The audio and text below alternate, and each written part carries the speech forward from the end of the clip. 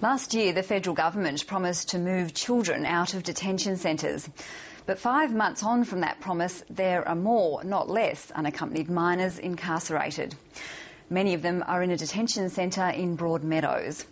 But a Melbourne nun is determined to see the children freed, and she's going all the way to the High Court. Cheryl Hall reports.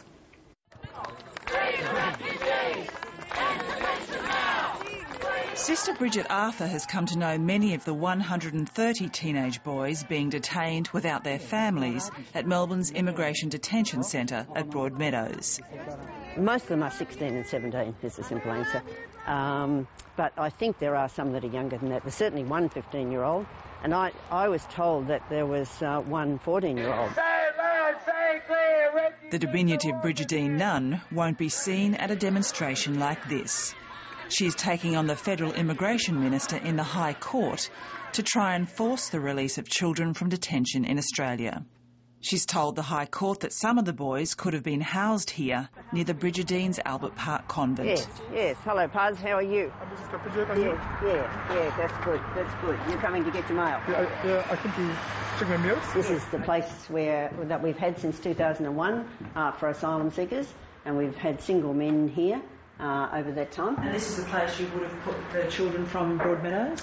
Yes, this is where we were offering the accommodation if they'd been given bridging visas, or indeed if they'd been part of the residence determination program.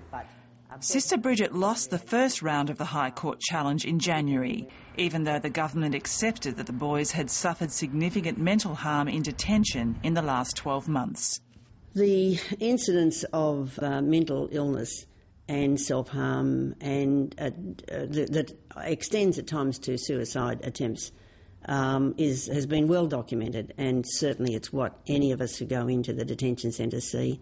You can stand talking to some kids sometimes and just notice that some of them are picking at their skin, and sometimes there's evidence, very clear evidence of cutting that they've done.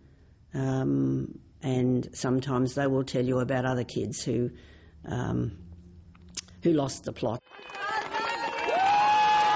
3 boys climbed the fence during a protest last weekend to be embraced by supporters. Most of the boys are Hazaras, a minority group in Afghanistan.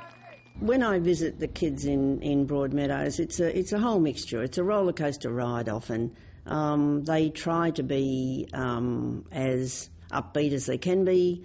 Sometimes they're extraordinarily sad, and the visit is just traumatic because you're trying to throw some light on a situation where really there's not much light that can be thrown. I suspect that many people in Melbourne don't know that Broadmeadows actually exists. The federal government announced in October that children would be released into the community. Then there were a total of 742 children in detention centres around Australia, if you include children alone and those with a relative. 5 months later, that figure has gone up, not down. The Asylum Seeker Resource Centre estimates there are now 1,084 children in detention. The Minister has said that he will release them.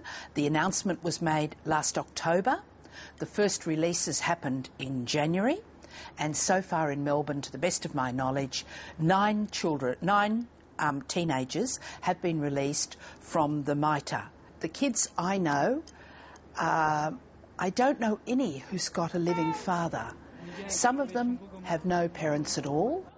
Immigration Minister Chris Bowen told Parliament last month he would meet his commitment to move the majority of children into the community by June.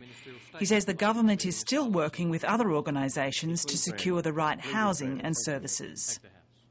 We clearly didn't do this because it was popular. We did this because it's the right thing to do. Whatever one's views about asylum seekers, I would hope that the House would agree that we have a special duty of care to children. While Pamela Kerr knows of a handful of Melbourne families who've quietly fostered some of the boys, most will be waiting for the outcome of the High Court case. It goes back to court next week. And do you think you're eventually going to win? I don't think that I have any chance of winning this whole battle, I suppose. But Yes, I do believe that as more people in Australia get to know what's happening and get to know the people, I do believe that our better instincts will come to the fore. I'm just sad that so many people suffer in the meantime.